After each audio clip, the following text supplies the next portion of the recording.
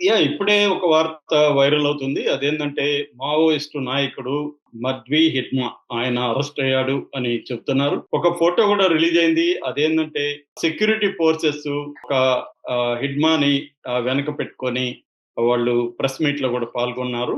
So ఇది ఇప్పుడు viral అవుతుంది. సో మావోయిస్టులలో అత్యంత ఇంపార్టెంట్ నాయకుడు హిడ్మానే. ఎందుకంటే మొన్ననే నంబాల కేశవరావుని చంపేసి చాలా ఉత్సాహంగా వాళ్ళు ఫెస్టివల్స్ చేసుకుంటున్నారు. సాక్షాత్తు మోడీ అండ్ అమిత్ షా కూడా అనౌన్స్ చేశారు మావోయిస్టుల పని అయిపోయిందని.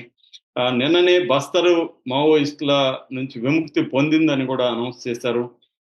సో ఈ సమయంలో హిడ్మా ప్రతీకారం తీర్చుకోవడానికి రెడీ అవుతున్నాడని అనేక ఏరియాల్లో పోలీసుల మీద లేకపోతే నంబాల కేశవరావును చంపిన డిఆర్జీ డిస్ట్రిక్ట్ రిజర్వ్ గార్డ్స్ మీద అటాక్లు చేయడానికి ప్లాన్ చేస్తున్నాడని కూడా వార్తలు వచ్చాయి. ఈ నేపథ్యంలో హిడ్మాని పట్టుకున్నారని ఒక ఫోటో వైరల్ అవుతుంది. సో అసలు ఈ ఫోటో ఎంతవరకు కరెక్ట్, అసలు ఇతనే దొరికాడా లేదా అని చెప్పుకునే ముందు మనం బ్రీఫ్ గా అసలు హిడ్మా ఎంత ఇంపార్టెంట్ వ్యక్తి, అతని బయోగ్రఫీ చాలా బ్రీఫ్ గా చెప్పుకుందాం. ఆల్రెడీ నేను ఒకసారి డీటెయిల్ గా చెప్పాను. సో ఈ Madvi Hidma very very important Maoist నాయకుడు. ఆయన మీద ₹1,00,00,000 రివార్డు ఉంది. ఇప్పుడున్న 21 మంది ఇప్పుడు మనకి సీసీ మెంబర్స్ ఉన్నారు. సెంట్రల్ కమిటీ మెంబర్స్ మావోయిస్ట్ పార్టీలో. సో ఈ 21 మందిలో అత్యంత యంగ్ ఈ అబ్బాయి అన్నమాట. యంగెస్ట్ మావోయిస్ట్ నాయకుడు ఎవరంటే హిడ్మానే. దాదాపు అతని వయసు కరెక్ట్‌గా ఎవరు చెప్పలేకపోతున్నారు గానీ అరౌండ్ 44 అలా ఉంటాయని చెప్తున్నారు. ఎందుకంటే 1981లో అతను పుట్టాడని. అది కూడా సౌత్ సుక్మా జిల్లాలో మన ఛత్తీస్‌గఢ్‌లో సౌత్ సుక్మా ఉంటది. అక్కడ జగర్గొండ అనే ఒక ఏరియా ఉంటది. ఆ ఏరియాలో పూర్వతి అనే విలేజ్‌లో ఇతను పుట్టాడు. 8థ్ క్లాసు డిస్కంటిన్యూ చేసి మావోయిస్టుల పరిచయాలు చేయడంతో మావోయిస్టు దీంట్లోకి చేరిపోయాడు. అరౌండ్ 96 అంటే దాదాపు 15 ఇయర్స్, 16 ఇయర్స్ ఏజ్‌లో అతను మావోయిస్ట్‌లోకి ఫుల్ టైమ్ వెళ్ళిపోయాడు. అక్కడి నుంచి అంచెలంచెలుగా వెదుగుతూ వచ్చాడు. ఎందుకంటే Hidma very dynamic, active, ruthless, very intelligent అని చెప్తారు. రెండోది నాయకత్వ లక్షణాలు అతనికి చిన్నప్పటి నుంచే ఉన్నాయి. చదువుకునేటప్పుడు కూడా హాస్టల్‌లో కూడా అతను విద్యార్థుల సమస్యల మీద అతనే లీడ్ చేసేవాడు.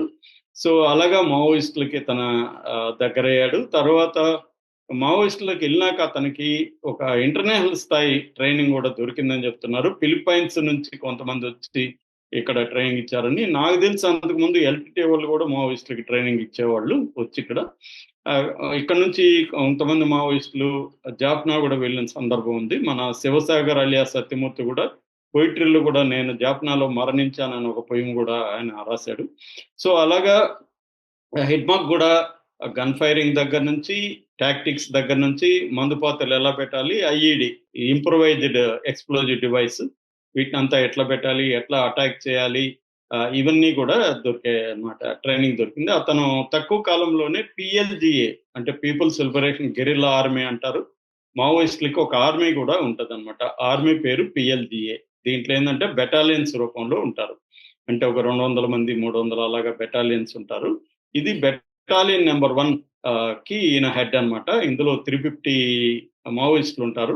వీళ్ళ దగ్గర సెమీ ఆటోమేటిక్ రైఫిల్స్ ఉంటాయన్నమాట. సెమీ అంటే మనం ఒక్కొక్కసారి ట్రిగ్గర్‌ని ఇట్లా వేలుతో అంటుంటే అది ఫైర్ అవుతుంటది. దాన్ని సెమీ అంటారు. ఆటోమేటిక్ అంటే ట్రిగ్గర్‌ని మనం ఒక వేలు నొక్కి పెట్టుకుంటే బుల్లెట్లు వెళ్తూ ఉంటాయి. సినిమాల్లో చూస్తాం కదా! ఇలా పెట్టుకొని వాడు ఇట్లా, ఇట్లా, ఇట్లా అంటుంటాడు. అది ఆటోమేటిక్ రైఫిల్. ఇవి ఎక్కువగా AK-47 వాడతారు. ఇతనికి కూడా పర్సనల్‌గా AK-47 ఉంది.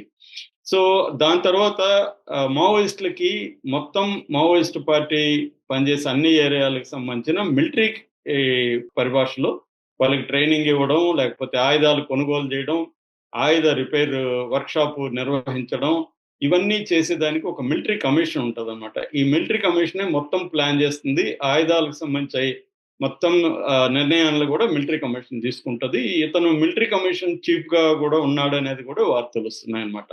అంటే ఆ స్థాయికి ఒక 8థ్ క్లాస్, 9థ్ క్లాస్ చదువుకున్న ఒక ట్రైబల్ ఎదిగాడంటే విషయం కాదు. ఇతను మరియా అనే ఒక ట్రైబ్ సంబంధించిన వ్యక్తి.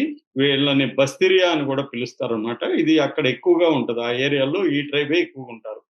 అందుకని ఇతను ఆంధ్ర, తెలంగాణ నుంచి వెళ్ళిన వాళ్ళే ఇప్పటి వరకు టాప్ లీడర్‌లుగా ఎదిగారు గానీ, ఒక ట్రైబల్ ఈ మరియా ట్రైబల్ నుంచి టాప్ లీడర్‌గా ఎదిగిన వ్యక్తి ఇతనొక్కడే అన్నమాట. సో, అతన్ని ఇప్పటి వరకు పట్టుకోలేని పరిస్థితి ఉంది. అయితే ఇతని అటాక్స్ గూడా 2010లో తడిమెట్ల అటాక్ అంటారు. 76 మంది సీఆర్‌పీఎఫ్